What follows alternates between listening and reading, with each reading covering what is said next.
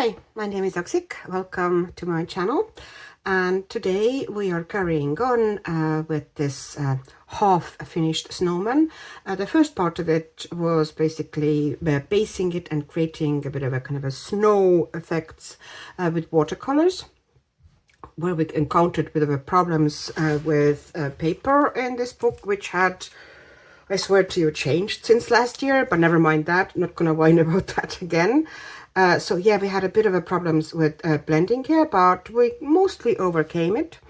And this is just so you know, this is the book I'm talking about. It's the Swedish version of Hanna Karlzon's Merry Christmas.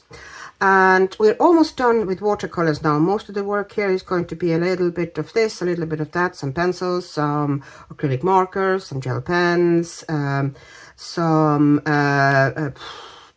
I don't think I'm going to put much else into it, really. But yeah, maybe some glittery bits as well. I might go like for a glittery ribbon here instead of kind of trying to, or, you know, metallic ribbon, actually putting something sparkly in there. I haven't decided that yet. But before we are totally finished with the watercolor part, the trees in the background, I kind of put them in when the paper was still kind of fairly kind of wet, and watercolor always lightens when it dries, but it lightened more than I expected it to. So I'm going to, you know, I wanted kind of tree silhouettes, you know, not very visible, not very pronounced, but I wanted some tree silhouettes at the back, and they're at the moment a bit too vague for my taste.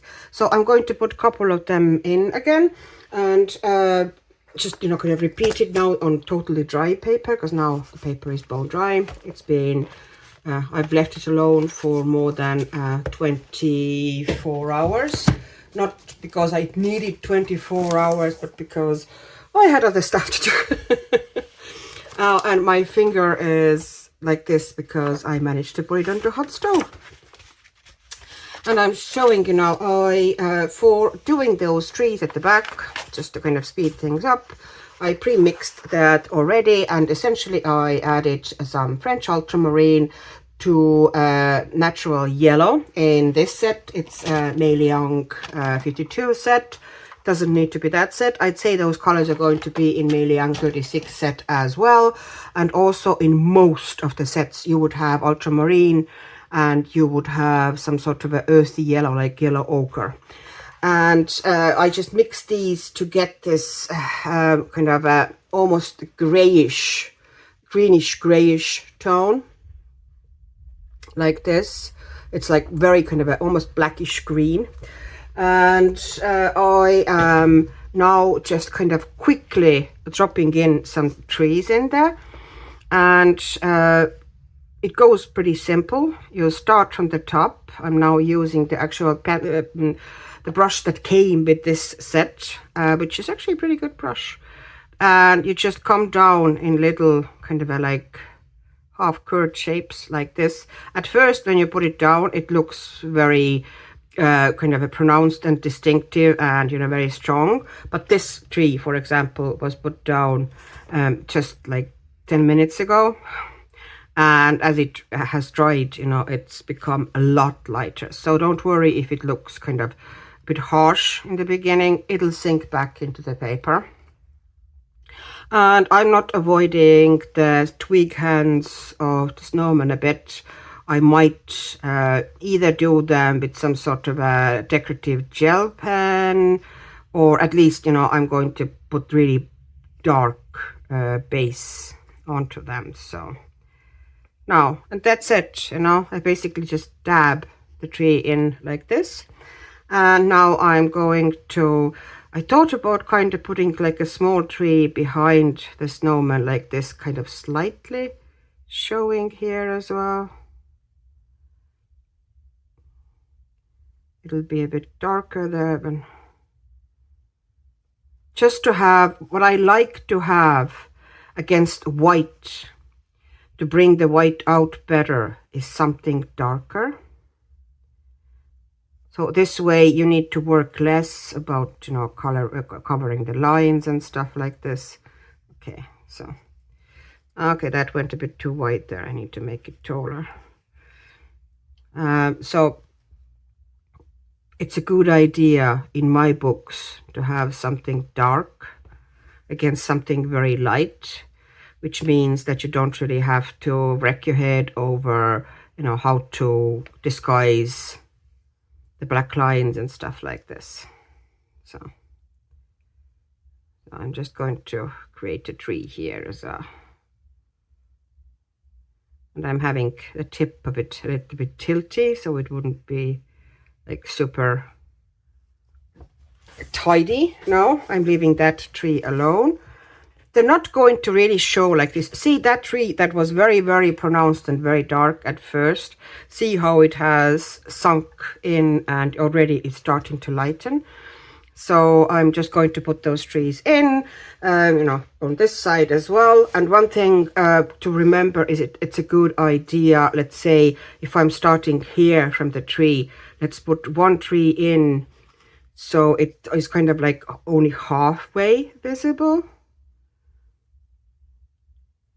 So it doesn't give this kind of a really neat and tidy feeling that, you know, all the trees are positioned, you know, in the nature, like neatly all visible.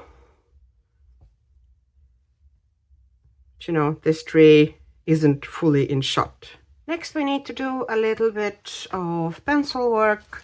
We'll start with the shading of the snow, and for that I pulled out dark indigo from Polychromos. I actually, you know, took my Polychromos set for doing this thing. I took out light ultramarine just in case, and I will also now look for something that is kind of a lightly I don't want anything kind of very cadmium, very bright, but I want something that is slightly yellowish.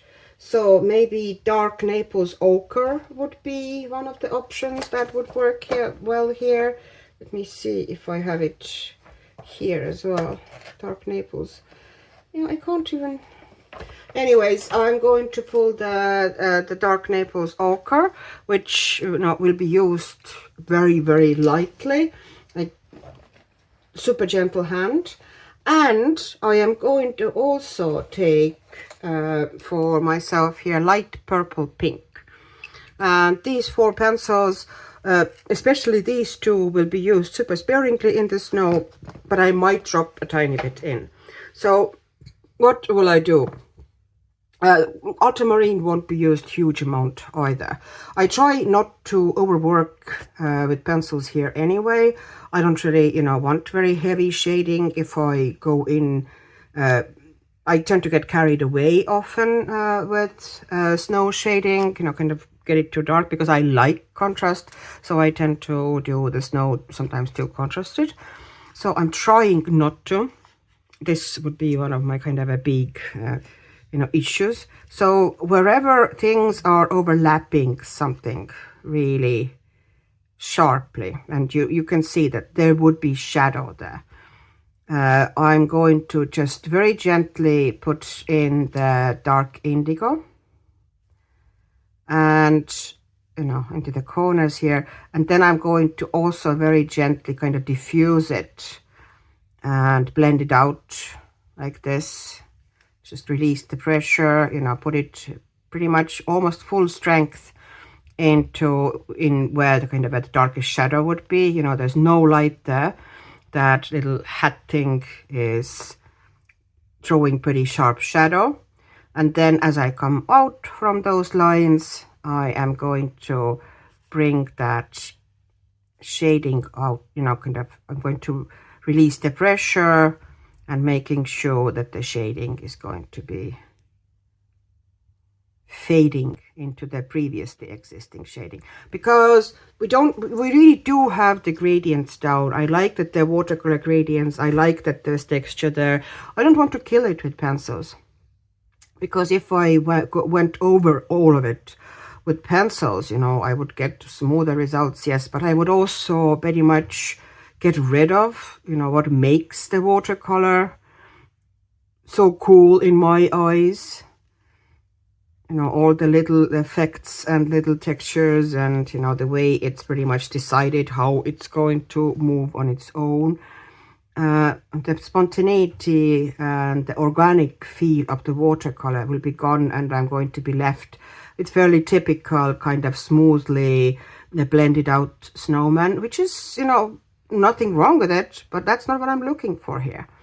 So just keep it very tight, the shading, so I wouldn't lose it. So I'm going, you know, pretty dark next to the object that is throwing a shadow, and then diffusing it pretty quickly so it won't get into very kind of a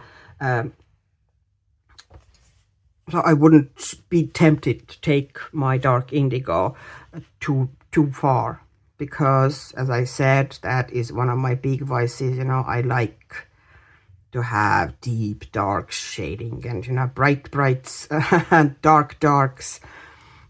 This is what I'm drawn to, so I need to really control myself when I'm doing something light, that I don't overdo it.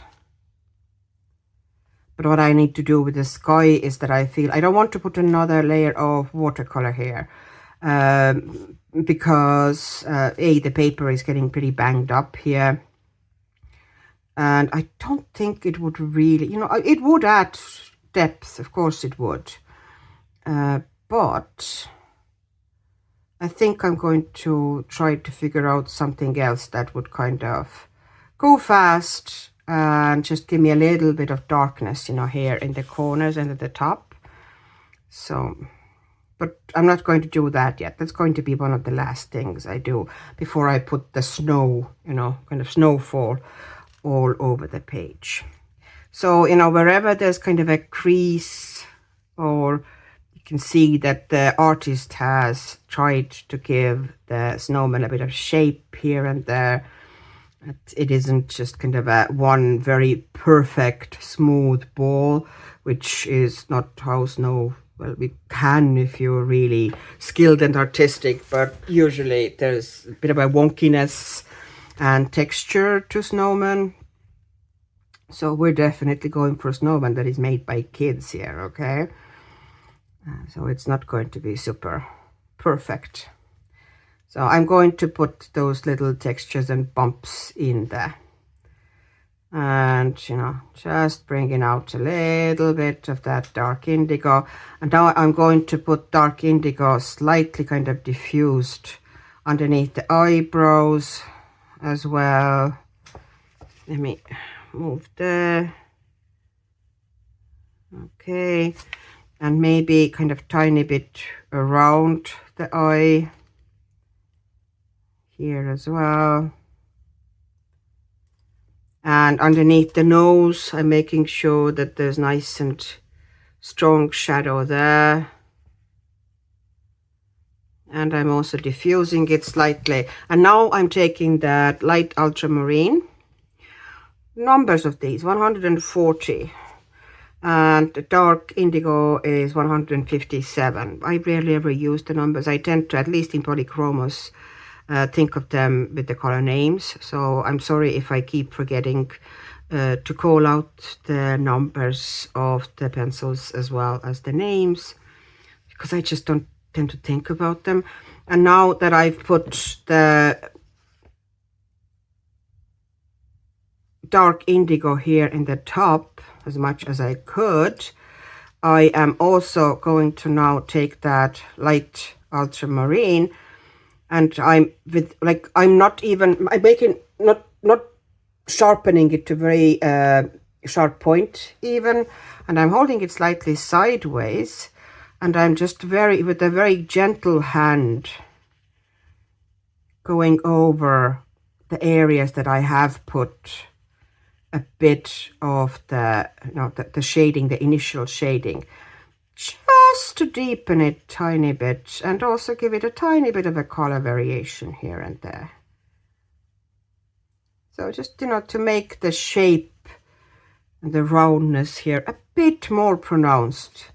But once again, you know, let's not overdo it. Let's not, you know, kind of make sure that there's going to be nice and light area somewhere. And also where I put the dark indigo down here in the creases to kind of give sharper shadow, I'm now going to bring out the light ultramarine slightly from there, like this, to kind of soften the shading a bit. And making sure that there's kind of a bit more of it here. I might even add a tiny bit extra of the dark indigo in there. So I'm going to take here, but I'm holding now this one sideways as well, so I wouldn't be tempted to go too dark. So I'm going to give it very soft shading here. Just when, you know, the scarf meets the snow here. A little bit of extra darkness, but very, very gently. And I'm doing the same logic now all across the snowman. I'm doing the most shading here with the on the snowman. I'm not, you know, taking here, you know, that's kind of at the background snow. I'm not giving it much more, a little bit of extra deepness, but not much, because I want the shading to be more, you know, the most contrasted here in the foreground, like you would have with any object or anything that is close to your eye. You will see the detail, and, you know, the shadows are more pronounced and the detail is more pronounced. You know, it's just logic, you know, pure everyday. This is how your eyes work. I put tiny bit of darkness underneath those bits of coal here as well that make up its mouth, and maybe a tiny bit of like shadow here. They're kind of like, take a little scribble in. Don't try to make it an even ball. Find a dip somewhere, you know, where the artist has depicted that it's not exactly super smooth, ideal little ball. And find the dip, and then bring kind of a little bit of texture like this, little movement downwards, just to give it a hint of texture. Not much, they don't really need much. And what I will do often is that I'm going to take Prismacolor white and just kind of a drop in tiny bit like this. You know, they're dark, but it is coal, although, you know, fairly dark and not very shiny. It is kind of, it has shiny bits, it has reflective areas. So I just dropped in like tiny soft highlights of Prismacolor, and that's enough. Like, you shouldn't really give much more to it, then it doesn't look like coal anymore. Yeah. And now I'm doing the same thing all over the snowman. So I'll probably come back when all those shadows are done. I might film it, and I might put it, actually, yeah, I might as well film it, and then put it on a speed, because, you know, there's nothing new I'm doing here. If I'm doing something new, I will talk again, but mostly I'm just going to be now quiet, and most likely I'm going to speed it up, and I might add a bit of a narration when I'm editing. Here I want this scarf to throw a pretty decent shadow, but it's kind of close enough to the snowman's body that it doesn't really throw very wide shadow. So it needs to be pretty tight and pretty dark because it's close. But we want to indicate that there is shadow there. So once again, I just keep putting the dark indigo anywhere where the shadows would be the strongest and the darkest, and trying desperately not to overdo it, because, as we all know, I tend to go to town with dark shadows. And also following the line art where the artist has indicated that there's going to be little dips or texture or little creases in the body. And when the places where one ball is kind of on top of another, I also make sure that I'm bringing shadow a bit further down, because that ball is round and I'm indicating that roundness by softening and making the shadow bigger. So that's why the shadow there in the underneath the middle ball is kind of wider, and you see that it automatically now looks more 3D because of that.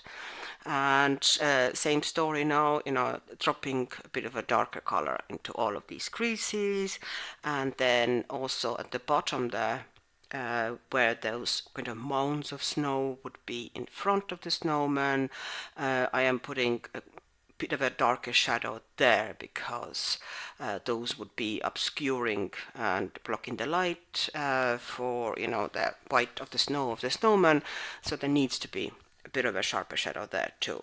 And I'm trying to kind of follow slightly the shape of those kind of a little bumps and little kind of a mounds of snow, and I'm still keeping it quite tight. And now, in a minute now, I'm going to grab the light ultramarine and going over the areas I did with the dark indigo and then bringing it out to diffuse it slightly. It also adds a bit of a color variation and slightly different tones and interest to the snowman. And I also make sure that I sometimes just drop it and create kind of little bits of kind of random little textures in a snowman's body. You can see me doing just putting it into random spot in the middle of the snowman just to add some texture and kind of creases in there. Now we're taking the dark Naples ochre. It's a beautiful pencil, and we're being like super gentle with it, absolutely like no heavy pressure at all. And where we already dropped a little bit of the in the case of the watercolors, the color we dropped here was very diluted natural yellow. In the Meiliang colors, you can use, depending on what set you have, you can use Naples yellow. You can, very diluted, all of them, okay? You can use yellow ochre if you're using, watercolors. So yeah, there's many options which give you saying kind of a mild, soft, earthy yellow. And I'm holding the pencil kind of, it's not sharpened to strong point. I don't want it here, and even if it was, I would kind of hold it kind of sideways like that, so it would just put down slight haze of color, not very strong distinctive color. And I'm just adding a tiny bit. If you put down your kind of a golden areas pretty stronger than this, then you have no need for this step at all. This is me just adding that extra bit of oomph and gold, kind of a golden glow that I sometimes like in my snow. It's just a weakness of mine, almost. Just enjoy the look. Oh, here, where the carrot is meeting the face here as well, I should really have, something like this. Because, when the carrot was stuck in, the snow would have also caved in at the edges a little bit. So there should be a bit of a shadow there around it. Because the snow is essentially curving in like this. Now, so it's just a tiny bit of the ochre. And we're also going to do the same thing here, where I also dropped a tiny bit of ochre, and once again, like butterfly touch, not overdoing it, but that little bit instantly, makes it much nicer and kind of lights it up and gives the scene life.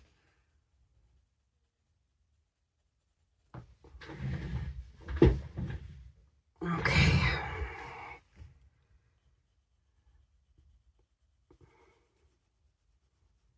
So that's it. And now we also have, in some areas, I dropped in tiny bits of really gentle pink. So I'm taking this, sorry, my nose in my, bit of a cough, excuse me. Light purple pink, which is 1, 2, 3, is it?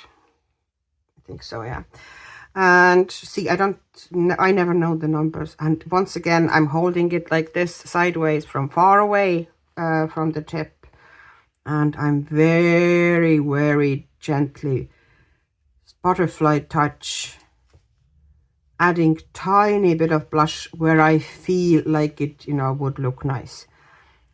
If you have enough of it, or if you prefer not to have the kind of a pink reflections here at all, environment reflections, then you're absolutely okay to skip this step. You don't have to put the pink in. I just, like the idea of a little bit of pink. No? So, I think that's pretty much it for the snowman's body. I'm not gonna go overboard with it. You're, adding a tiny bit, okay? Not much, but tiny bit. And I'm doing the same here on the snow, just, sideways and barely touching the paper, so the pink wouldn't take over. You can also use Brutfuner pastel pencils, the macaroons, for example. There's some really nice kind of a cooler pinks there that you can use for the same purpose there. Or I think Holbein has, obviously has nice pastels as well. But I would recommend not a super soft pencil. A harder pencil that leaves less texture on the page will work better for you. Okay, now I want to finish off those buttons. Actually, no, let's do the whole snow since we are at it. We take in the light ultramarine. And I'm adding it a little bit in the snow shadows in the background, just bringing it upwards from the shadows. I don't want to put indigo there. I think it would, for this distance that I want to imagine there, it would be a bit too sharp, too detailed, that shadow. So I'm just adding a bit of an extra shadowing with ultramarine. The light ultramarine specifically.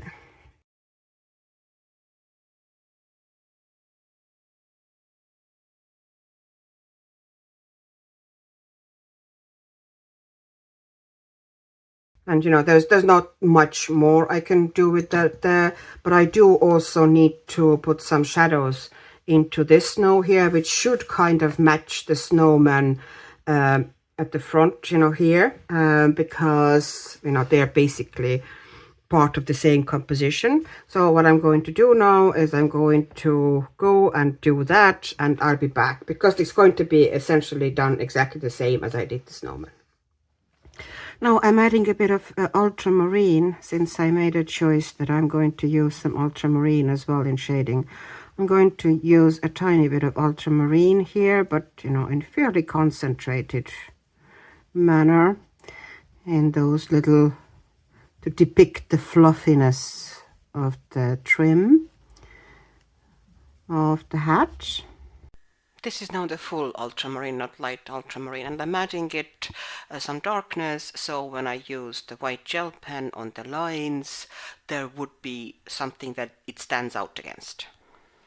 And here I'm just adding a little bit of extra darkness to the insides of those buttons to bring the middle detail out a bit. I'm actually using Prismacolor black because it was just next to me on the desk, and I wanted kind of easy, quick result here. I'm just going to create kind of essentially black circle, leaving some gray edges as well, and making sure that the shadows for all the kind of a thread and ornaments there on the buttons.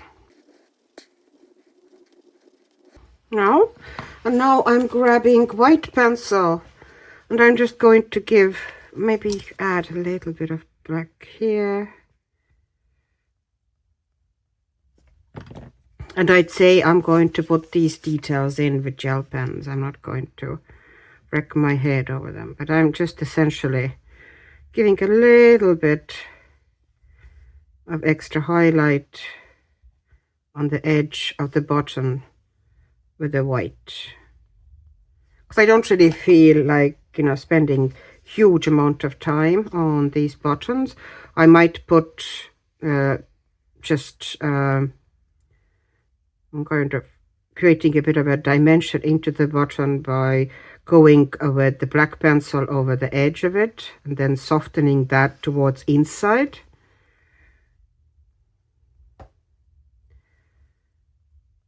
Because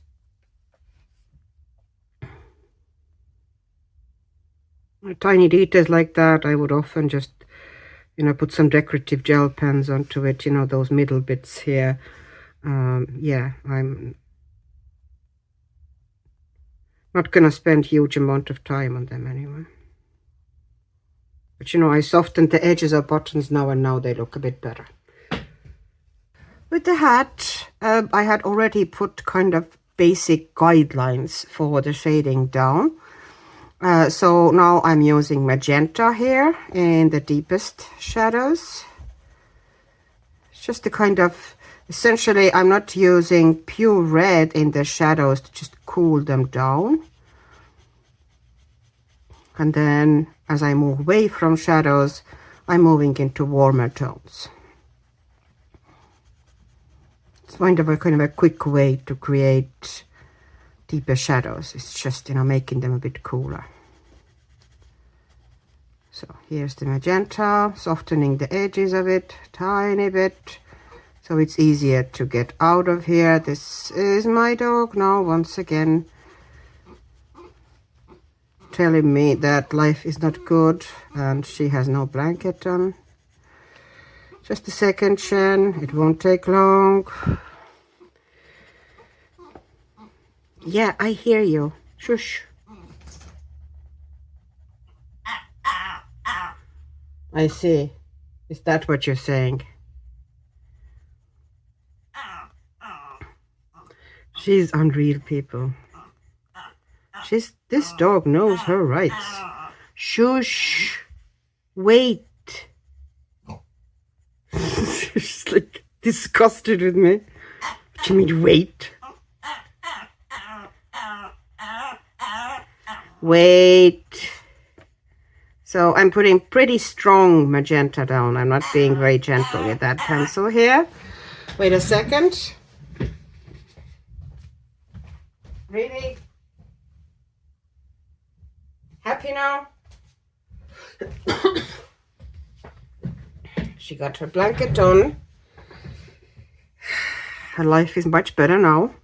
And now I'm taking middle cadmium red. Once again, not saying the numbers, am I? 217. I just hope that you have them swatched or marked, or you know them by names, not by numbers, because I suspect it's hopeless. And now I am bringing that middle cadmium red up from the magenta, looking at the shading. Okay. So, and once again, I'm trying to not be too even and too straight or too round with those shading lines. I'm bringing the color out wider in some areas, narrower in some areas, and it just leaves a bit more natural effect. So just bringing it out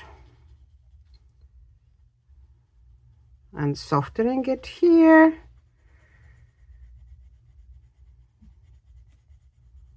And I'm being at the moment pretty rough with Polychromos. At the moment I'm not using them like traditionally like you would Polychromos. I'm more so using them almost like Prismas. I essentially kind of put down pretty strong layers of them. Sorry, I'm not layering them as much as I'm blending them, which is, you know, how you would most likely work with Prismos. Not that much with Polychromos. So I'm leaving this bit here pretty dark, but I'm making sure there's some highlights there. And now I'm grabbing a pale geranium lake, which is a warm, because we want that hat to be, although the shadows will be cooled down, but we want the hat itself to be pretty darn warm. But as you can see here, I'm only softening it here up, towards the top of the hat very slightly. I'm bringing it out. I'm leaving quite a big area untouched there. And as I go towards the bottom of the kind of a crease or shading here, I am making the area wider. But I'm still leaving almost like wedge-shaped bits here for some other colors to go in. Well, there's pretty much possibly only one color. I'll see how it goes for me. And doing the same here. Just making sure it's going to look nice and rich on us.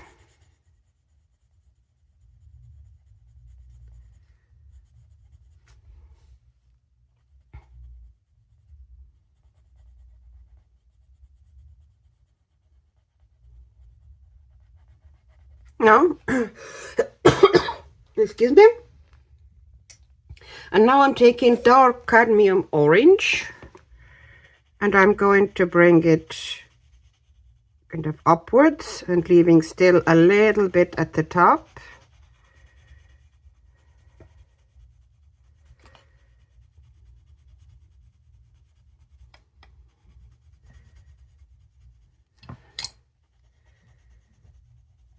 So we have nice, bright, very warm red hat, kind of like orangish highlights. But it doesn't really look orange, it looks red with very warm highlights. And the final highlights, I think I'm going to make it's something a bit ochreish. So it would actually tie in with the snow and everything. So I'm taking the dark Naples yellow and I'm just putting that in the highlights that I left now untouched, like small wedges.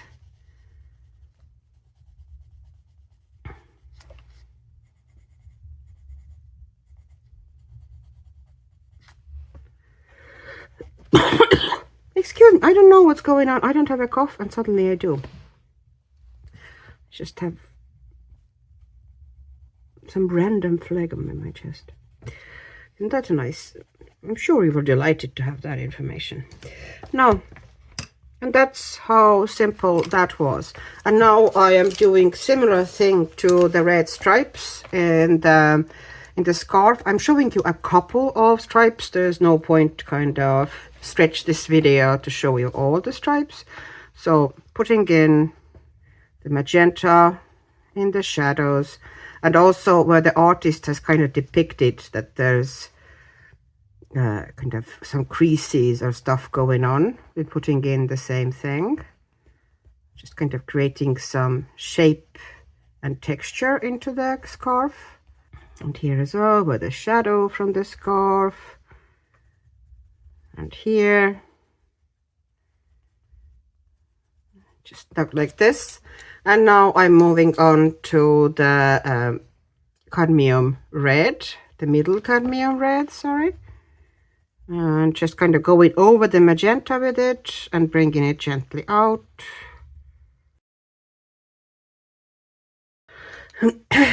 And then I'm taking the pale geranium lake, bringing even more out, and now leaving, you know, most of the kind of at the bottom, whatever it is in the bottom, making sure that that's now fully covered with geranium lake. No, not just bottom, where the most kind of a shadowy area would be, you know, here, for example. But I'm leaving still bits for highlights. And then I'm taking the dark cadmium orange. And in some areas, I'm totally bringing it up, but I'm leaving some small areas uncovered with it. So I can put some yellow in as well. The dark Naples ochre. Is it? Yeah, this is ochre. They actually call it ochre. Okay, and now I'm adding the dark Naples ochre as a last color.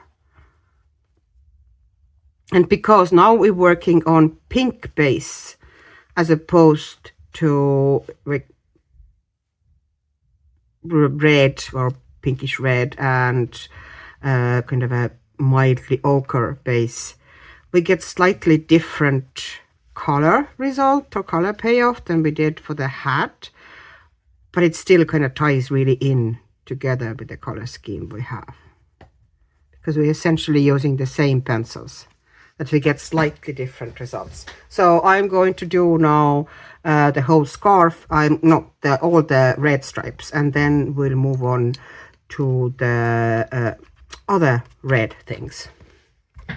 Doing the candy cane, because the red here is cooler and also darker than what we put anywhere else. I also need to use slightly different shadow, so I'm using mauve. Not going super strong with it, but I am going to draw the shadows here essentially with mauve into the red, because otherwise I would struggle, especially Polychromos, make anything stick here.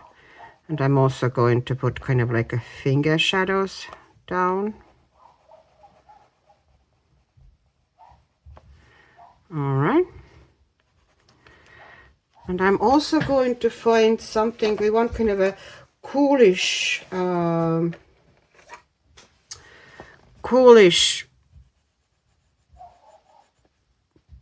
gray here. So I took cold gray 4, and I'm going to put a bit of a like shadow through.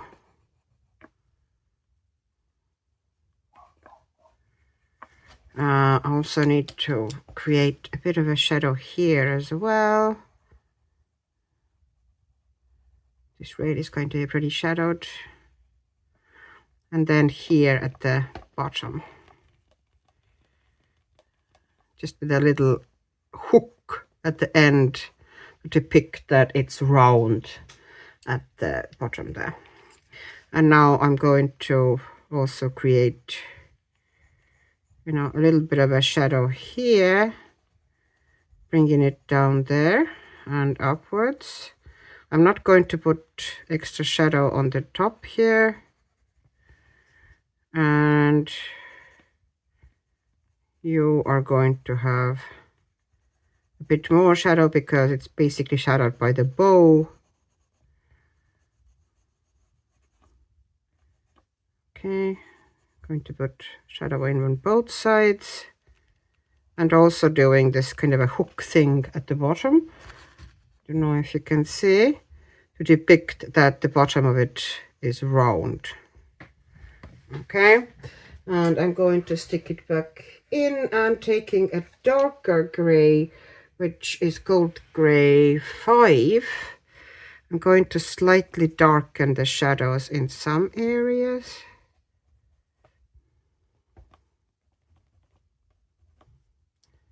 Especially, and softening the edges there.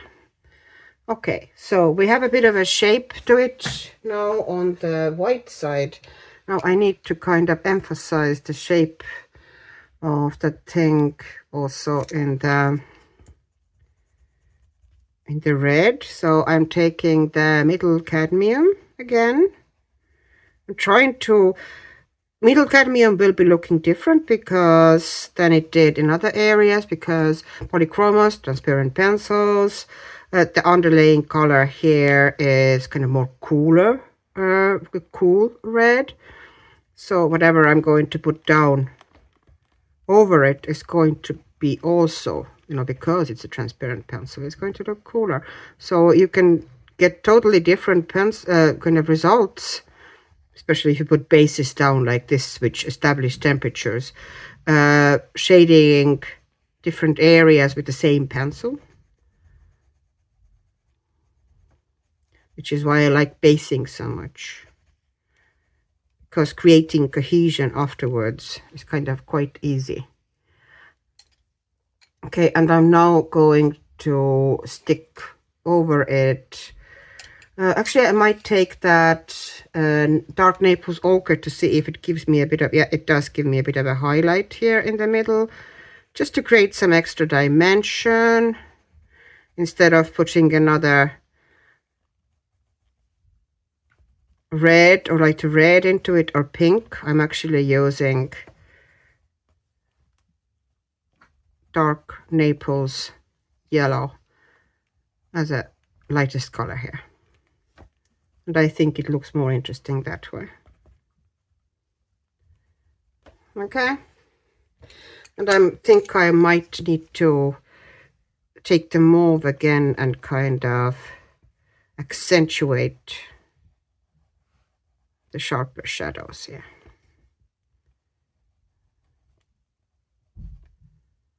Just to make sure that they're nice and sharp. Yeah, I'm actually bringing it to the very line in the kind of a bottom areas. So I wouldn't have to cover much there. But you know, it does have now nice dimension. And you know, I can put some highlights into it with white gel pen, but it kind of has a natural highlight now.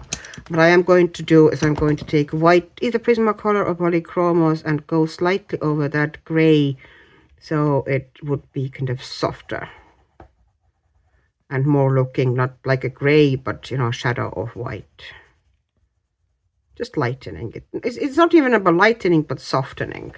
Because I want it pretty strong, but I don't want it to overtake the thing.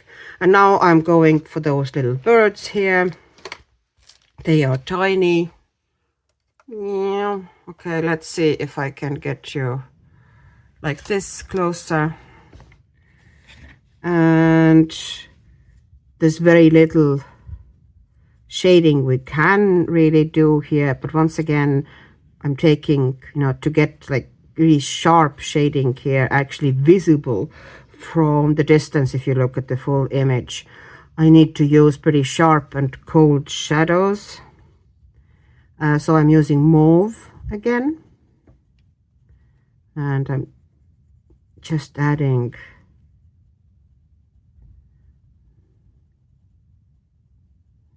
like that, making the bird a bit round, the shadow underneath the wings and under basically the head, neck area. And now underneath the branch, there's also going to be sharp cast shadow. So I'm essentially going over it pretty much straight like this. And now I'm bringing this shadow into the feathers as well, and into the wing a little bit like this, very gently, and kind of the back of the head to give it some roundness. Okay, technically I should put it kind of around the eyes a bit as well, but it's so tiny. I am trying, but I don't know how well it's going to be visible. The eyes and everything I'm probably going to do with gel pens anyway somehow. No, sorry about that noise. So that is middle cadmium red. Oops, pressed too hard. I'm going with it now over the mauve. Okay. And then taking it gently into areas that I haven't put any pencil color out yet, but not all the way. Just a little bit. And once again, covering all the areas that I have put the mauve down, because I don't really want that purple cast, or basically violet cast, on its own here. I just want the sharp shadow it provides if I put warmer red on top of it. And I'm getting it, as you can see. Making sure that there's some shadow underneath the beak as well. Now, and bringing it out into the feathers as well. Softening the edges a bit. We want the bird to be pretty bright. So I'm taking now the pale geranium lake. Once again, I'm using the same colors that I've used on the page before, which is always a good idea. Just, slightly combine them differently, and you can get different color effects. Now here I'm not going to bring in any orange, but I will bring in paler pink for the lighter areas. So let me see, where is my, I had it out here for something. Oh, it's not actually, it's a wrong one. I need to take medium flesh here, but I'm going to finish with this pencil first. So the pale geranium lake, still going.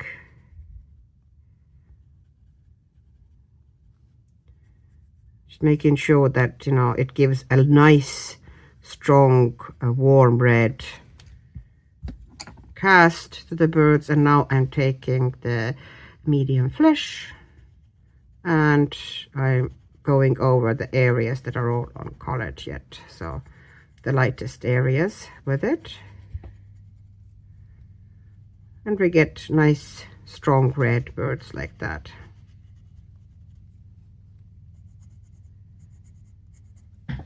Okay. Here I am going to work in the scarf again, but this time I'm going to work on the kind of a ochreish or yellowish stripes. So I'm starting with burnt sienna, and I'm going to put it into the shadowy areas like this, and in the top bit here I usually put like stripe of darker color in the middle like this, so it would lighten to the edges. And here again the side, make it pretty strong.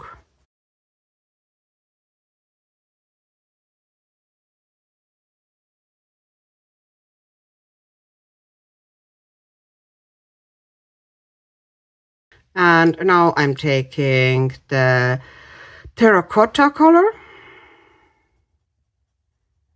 and I am blending it out from the burnt sienna.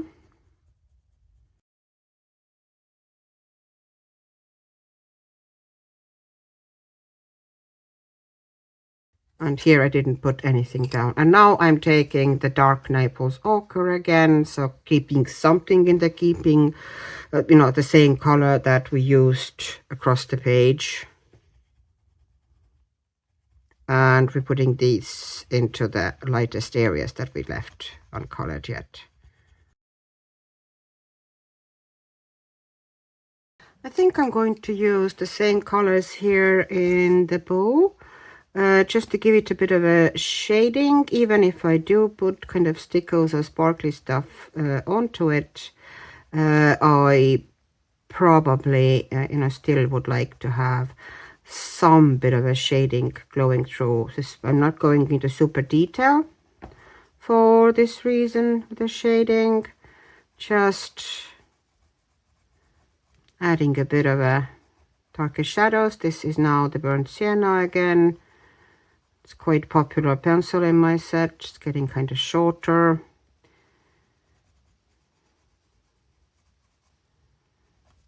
But this one isn't the one I'm now constantly, you know, having to change and rebuy.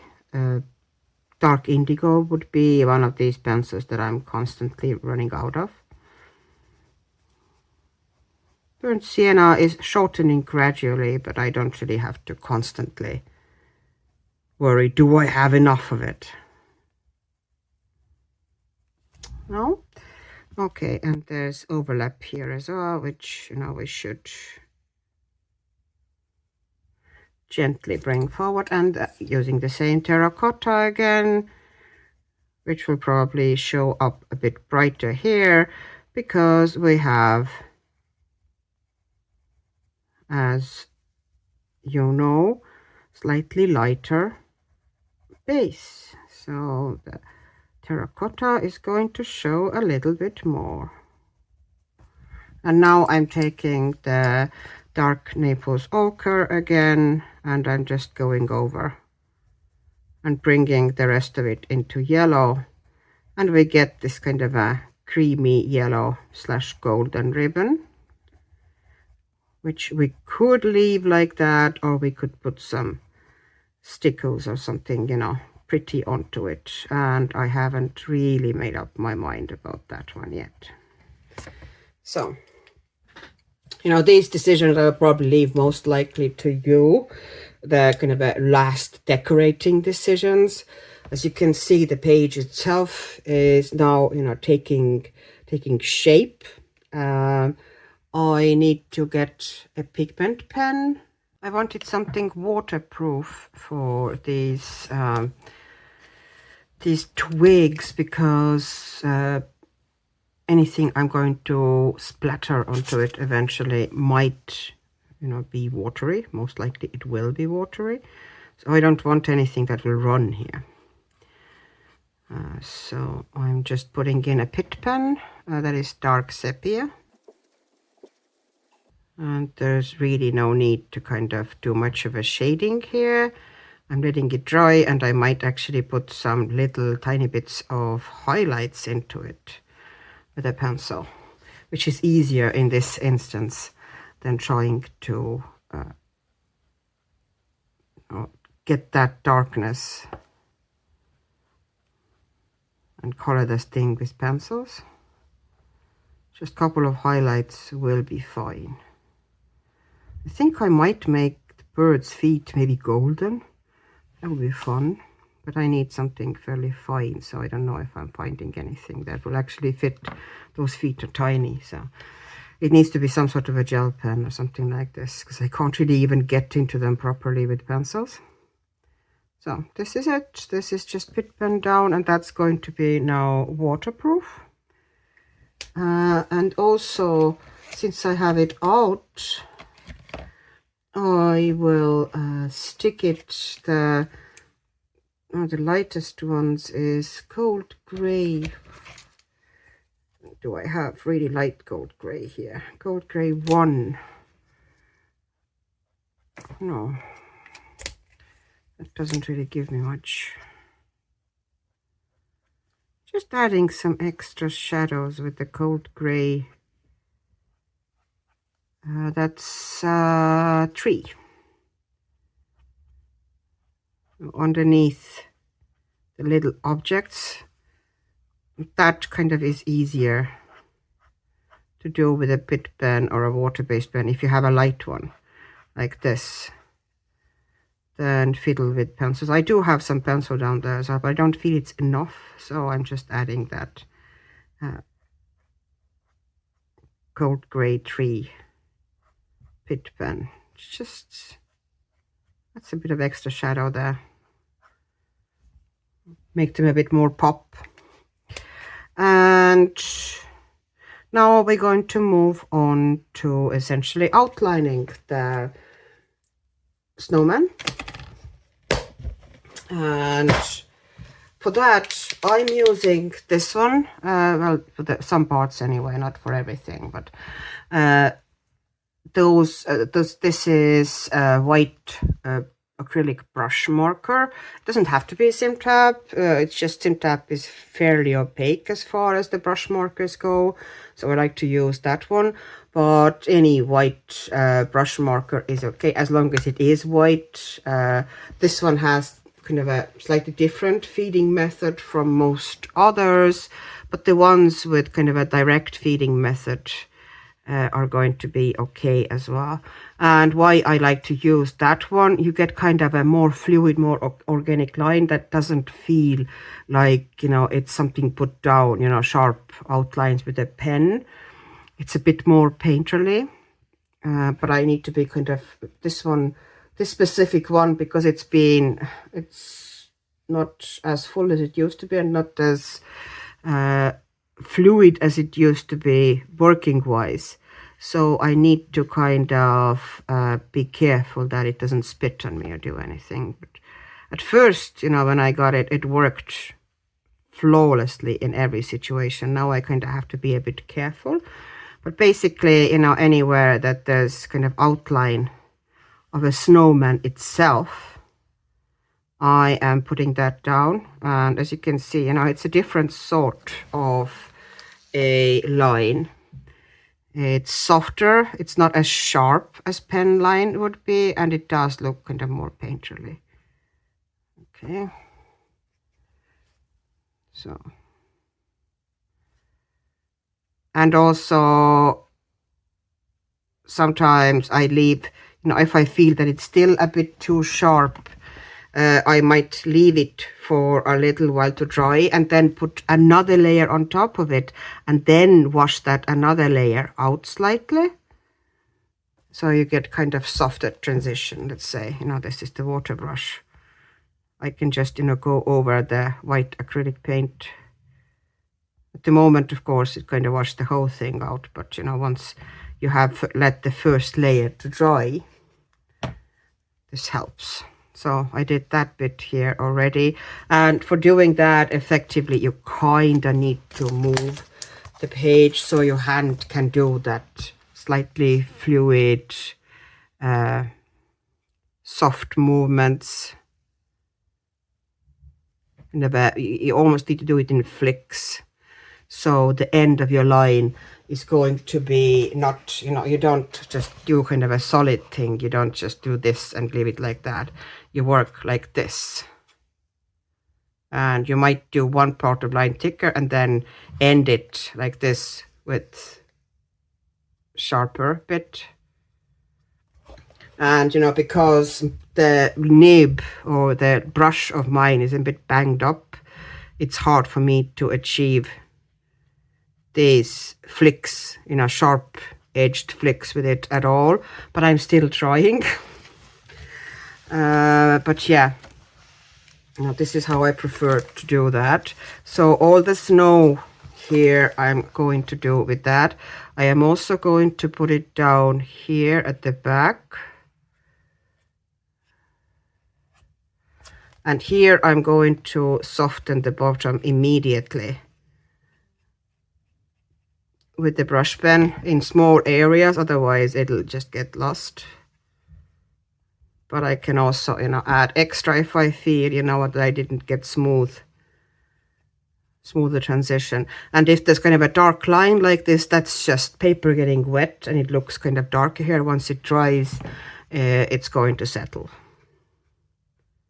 So ideally I should have actually done that before I started the snowman. You always start from the back and move kind of forward. And here as well, I'm tidying up the tops of that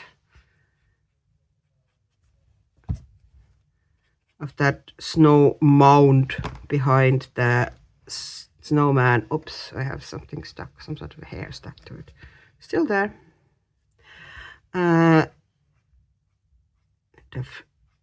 Make it a bit smoother.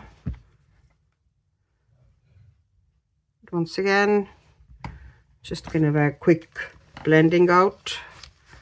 And I'm going to do this bit here as well. So I just keep applying the white brush marker to the edges of pretty much, you know, anything that is supposed to be white or soft, kind of snow white, not just white. And I'm also going to move back and doing all the line art of the snowman.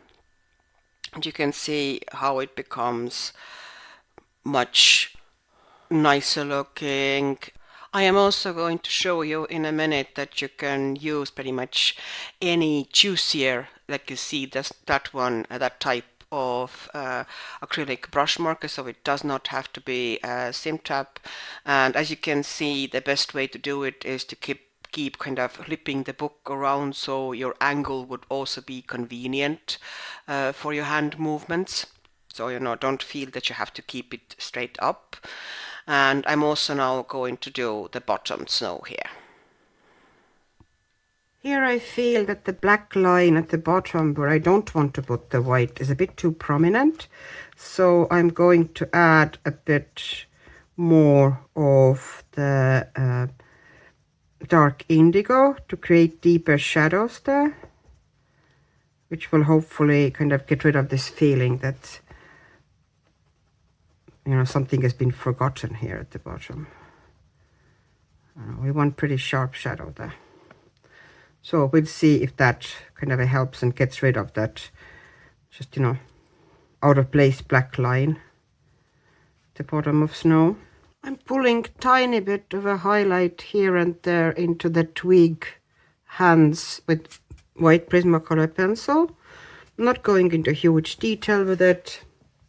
It's not really a hugely important part of the page for me. So for the buttons now, I'm taking the Metal Golden Shine marker, kind of a slightly darker, I don't even know what color that might be, kind of a darker metal, brownish hue, and I'm doing the thread parts of the ribbons with that color. Just very simply, I'm not putting any shading even down. Just a couple of like crosses and couple of stripes. And then I'm taking that really shiny Hot2 marker, like this, which is really shiny. And the bits that are kind of supposed to be like decorative elements of the buttons, here I am putting really shiny gold onto them. So there's different between two metallic colors. And I think that's kind of enough for the buttons. If, you know, I do want it eventually to be covered with something kind of like glaze or something, I, you know, might do it, but I usually, you know, don't bother with that too much. Now we need some gel pens, obviously. And one of the main ones here would be... all right, I have this packet of reds, and I'll see there's this sort of a red here. Let me see again. I do have it swatched, but I can't be bothered going and swatching it again. Yeah, it's kind of a strong red, and I'm not trying to match everything exactly here. But I'm going to outline the outside of the hat and kind of, you know, really visibly black bits with red. And instead of going like super highlighted or bright here, I'm actually going either a shade darker or kind of similar shade to what it is. And I think in many cases, you know, especially if you use fine gel pen like that, that can look better than just very harsh, sharp highlight there. And this color is very warm. And it's a nice color. And it would also be almost like a mid-tone of this hat, which kind of works with the outline real well. So... oh, sorry about twisting and turning the book, but my hand really doesn't bend certain ways, so we just have to live with that. So I'm doing most of the outline of the hat with that same kind of a strong bright red. And then I'm also going to do kind of the outsides of the red stripes of the scarf. I'm leaving the inner kind of black lines alone. I think it would kind of become a bit of a blurry and weird if I put it everywhere. And I'm also putting that red gel pen into the frills of the scarf, obviously, as you can see here. So, just putting it pretty much everywhere where the same color exists. And I need something cooler, so I'm taking, for the candy cane, let me check first. I don't want it to be lighter at the edges. I want kind of a dark outline, so I'm going to take that one. All right. So I'm covering all the red parts of the candy cane with the red one, inside black stripes as well. And then I'm taking really fine Langua white gel pen and also doing the white parts, the outside of the white parts, very gently and precisely with the white gel pen. Now you can see, how the snow looks pretty nice and organic because I didn't do sharp white outlines. All right, and now we need something. Okay, these birds here, I need them to be pretty bright again. So I think I might take that color, and I'm scribbling it again on random paper. And these ones I need to outline as well. And these ones I actually will almost fully. Like there's a lot of black line in these. So I need to replace that black line in bright red. Here I've just sped up a fair bit of line covering. I didn't really want to cut it out altogether, but I don't think it would have been particularly exciting, doing it in regular speed. Essentially, yeah, I'm picking not very light colors often. I think that contributes often to this overly, I have outlined something look. Things look more natural if you actually go closer to the almost mid-tone outlining. And here I have picked this kind of a earthy yellow, which only one I found was in Sakura Moonlight Jelly Roll gel pens. So I'm doing the yellow parts of the scarf and also little highlights in those bumps above the frills. And now I'm looking for a pen to outline the little bow thing, and instead of going yellow or trying to kind of make it lighter, I actually went for warm brown, which I think here looks way better than the yellow would have looked. It looks kind of more natural.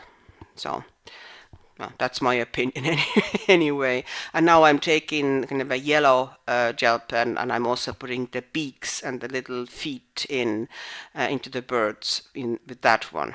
Just to the tiny details. So there. And now this is Sakura Black Glaze pen, and I am putting some into the eyes of the snowman and also into the kind of a cold bits to kind of give them a bit of an extra shine.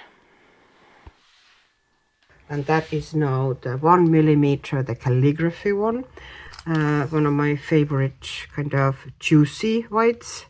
And this rough now I am going to do in a traditional kind of really bright white outline, because I wanted the difference between the snow one, who's very organic, kind of a softer lines, and then that fluffy trim, I wanted that to be kind of sharp and white, so it doesn't look like snow.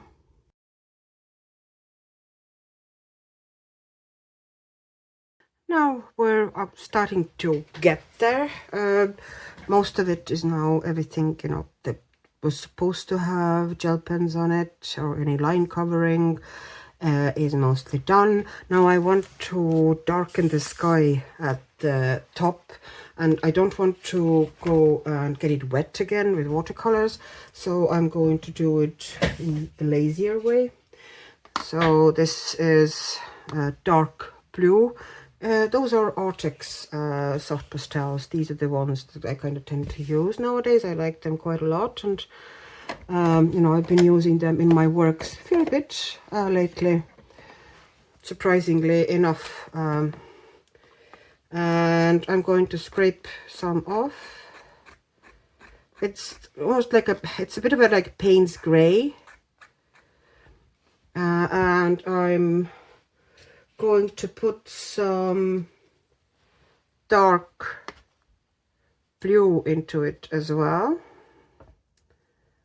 So I'm basically mixing two colors here, and you don't need much here at all. It's just a little bit at the top there, so it won't take a lot of pastel at all. I probably already did a bit too much. And I'm putting the cap back on into my craft knife so I wouldn't accidentally hurt myself, and I'm wiping my hands in between because, you know, we all know how messy the soft pastels can be, so no need to create a situation where you can really mess things up. And I have these tools, but I'd say cotton bud or cotton pad or whatever would work just as fine. I've seen Erica doing that. I've done it myself as well, that you basically take a cotton pad and you fold it like that into fours. But since I have it, I might as well use it. So I'm taking some onto there. And the thing about soft pastel and watercolor is that soft pastel lays on the watercolor really well. I actually might take something dark. I might add black into it because it doesn't seem to be, you know, enough pigment there to actually. So I'm going to put some extra into it. See, you know, it's all kind of a trial and error often. I have this. So usually I don't use much the black one, because usually other colors are enough, but there's already, you know, fairly dark stuff down there. I just wanted to intensify it a little bit. But even that black isn't very creamy black, you know, very deep black. It leans towards dark gray. So that is why, you know, whether they're nice or not, they're not professional, you know, super pigmented product. Okay, and of course my plaster all banged up. Okie doke. Now let's see if that gives us a stronger effect. Yes, it's a little bit, but, you know, not hugely. But at least it kind of softens and darkens the top a little bit. So I'm just dipping it in and just putting soft pastel lays really well on watercolor, because watercolor, the reason why we don't get really good coverage or good effect or good bright results with soft pastels in our coloring books is just paper. The paper is too smooth with them. Soft pastels want texture to adhere to. So, you know, that is the reason. There's just not enough tooth in the paper, but watercolor essentially provides that tooth. So now I kind of created a bit darker top, which could have been easily done with watercolor as well. It's just I don't want to go into the watercolors at the moment, but I did want to kind of darken and make that top a bit more opaque. Okay. Just, you know, kind of bring it down a little bit, smooth it. Okay. But you need to be kind of, you know, careful with them, of course. And in this case, even after we splatter it or, you know, kind of put the snowflakes in, once everything dries, ideally you would still go and spray it with some sort of a fixative, because obviously it's soft pastel and we put a fair bit on. So next step is something acrylic. So I found a white acrylic pen that I got working, and here why I'm actually using it is because Hanna has put those dots that kind of look like, you know, this is how she is depicting snowfall, which, you know, to me isn't enough, but I don't want those dots glowing through the page, so I'm going to be covering them up with acrylic pen, and they're kind of almost equal distances and equal sizes, and I know this is not snowfall, but never mind. I'm still going to cover them up, and they're going to be underneath other stuff. See, you know, how patterned they are. And, you know, the same size, equal distances. Sorry, it might be the dust of the soft pastel that is kind of at the moment irritating my throat, but I once again feel like coughing now. And now in the snowman itself, Hanna has put like little dots occasionally, and I'm not planning to cover them all with white dots, but I'm kind of, you know, looking where the clusters of the little dots are, and I'm not trying to cover the black dots as much as I'm putting my own little cluster of white dots in there. Just, I don't know, I know it's not meant to really be white dots there, but I think it would, you know, kind of lift once again some little like sparkles almost.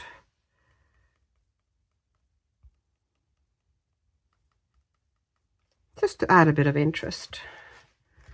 And it's not super visible from the distance. And once again, I'm not trying to hide those black dots. I'm just going to add my own into these areas. I think it looks nice that way. Okay.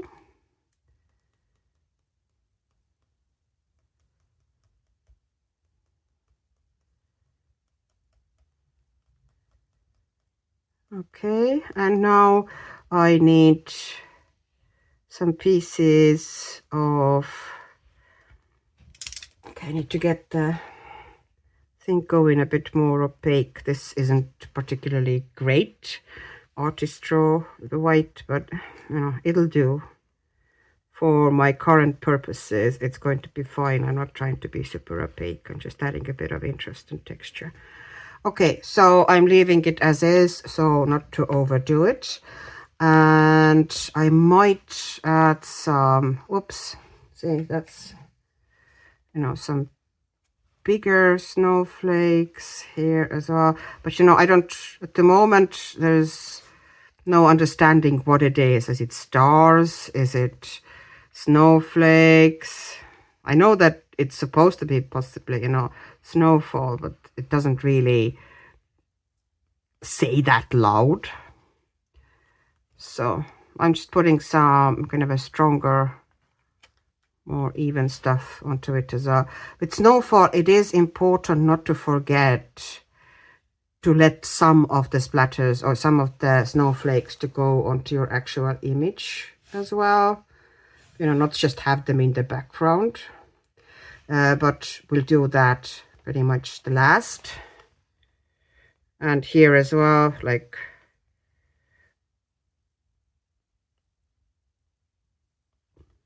putting some bigger, you know, juicier snowflakes in as well, so it wouldn't be just small ones. you know.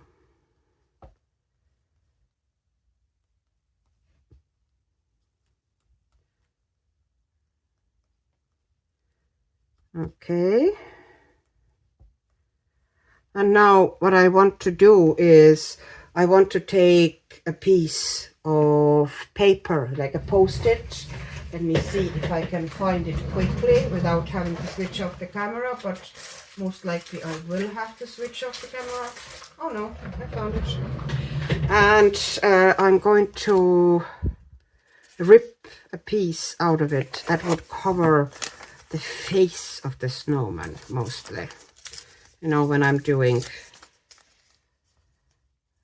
okay, so like this-ish.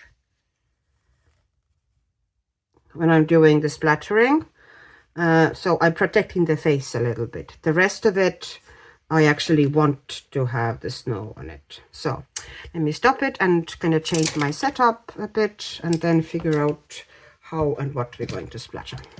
Now I have put cardboard here underneath the book because this process is going to be messy. I have a fan brush and I have acrylic ink. This is Winsor & Newton calligraphy ink. It's, I don't know if it's acrylic, but it's definitely fairly permanent ink. And I'm dipping the brush in and then I keep brushing away excess, so the bristles kind of would stand fair bit apart by the time I'm actually starting to do anything, so they wouldn't be dripping with ink, because then I'm going to get big blobs. And even then, splattering is always a bit of a jam. We're kind of it's a bit of a gamble, isn't it? So I'm just putting it fairly high, not very super close to the paper, and I keep tapping on the brush.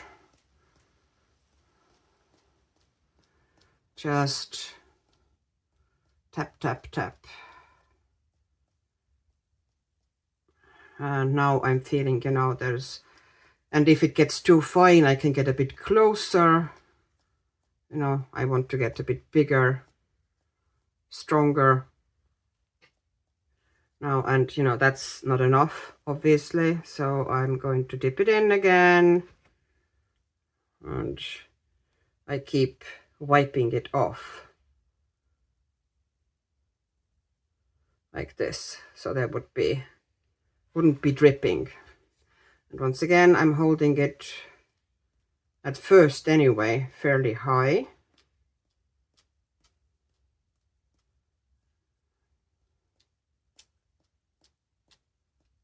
But you know, I want pretty strong snowfall.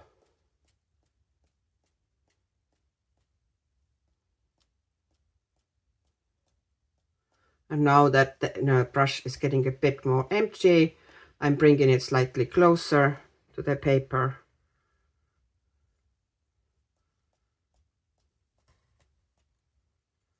Okay, and I think I need more. So dipping it in and just keep wiping it off until kind of most of it is on and it's definitely not dripping. But all the bristles are coated. Okay, and fairly high. Making sure that, you know, there's going to be enough at the bottom and at the top. It's like I want it to be like heavy snow falling. A lot of it. Just basically covering the world. And you know, it would also be visible on the actual snowman that the snow is falling. So there would be, you know, on this hat and the candy cane and on the ribbon. So, and that way, you know, nothing is uniform. Some of the snowflakes are tiny, some of them are pretty big, and you know, that's just how it would work, because you would see the ones in the distance as teeny tiny, and you would see the ones closer to you as a fair bit bigger. So let's see how it's worked out for us now in a second. Now, for the splattering, you do not have to use the specific ink I used. I used the Winsor & Newton calligraphy ink. It can be Amsterdam acrylic ink. Any white ink is usually the easiest way, let's be honest, to do it, because the consistency for splattering is already there. You know, it's super easy to splatter with it. You don't have to dilute anything. But if you don't have any white ink, then pretty much any white acrylic paint will work, only you kind of need to dilute it a bit so it would be in a consistency that you can actually splatter with it. So here there's always, you know, a couple of places that are kind of, you know, too big or weird. So what I use for this, that I'm taking colorless blender, and I'm just going around them and changing the shape, or, you know, taking it off gently and then wiping the tip of the pencil off. There was one kind of big blob there. Then I'm looking around, are there any kind of a big blobs that annoy me? And to be honest, there are not. So let's do the face reveal, you know, how it looks like. And this is how it looks like. I am not putting much into the face. I might put like a couple of little dots here and there, you know, kind of to carry on with the snowfall from the hat. Just there would be continuity. But, you know, I'm kind of keeping it relatively free compared to all the other parts of the scene of the snow. Okay, and I think that's it. I had at some stage thought to put some glitter into it as well, but I decided to go for kind of like this sort of a heavier snowfall instead. You could, of course, add glitter to it, but if you do add glitter, let's say here to the snow, or glitter paint or whatever, which you totally can do. Let me see if I can bring it closer. Seems like it's a little bit out of focus. I hope it'll get better. If you want to put the glitter onto it, or stickers or glitter paint or anyway, then do it before splattering. You know, put it down, let it dry, and then do the splattering. Splattering should be the last, because obviously the snowfall should be on top, you know, of everything, as opposed to underneath the kind of a glitter. So at the moment, you know, I'm too late, you know, in my head anyway, to put glitter onto it. But, you know, totally possible to do that before. It's just, you know, I didn't want to deal with it this time. I'm definitely going to use glitter someplace, but not in this image. I'm gonna skip it today. So thank you very much for watching. Hope there was some useful stuff here and things that, you know, you can take away and try yourself. Okay, this one actually is too big. Okay, it's already dry now. But no, it's fine, it's fine. And yeah, thank you once again very much for watching, for spending time with me, taking it, you know, from your totally, you know, I totally understand that your lives are busy and every minute you give me is precious. So very much appreciated. So stay happy, stay healthy, stay creative, and bye-bye.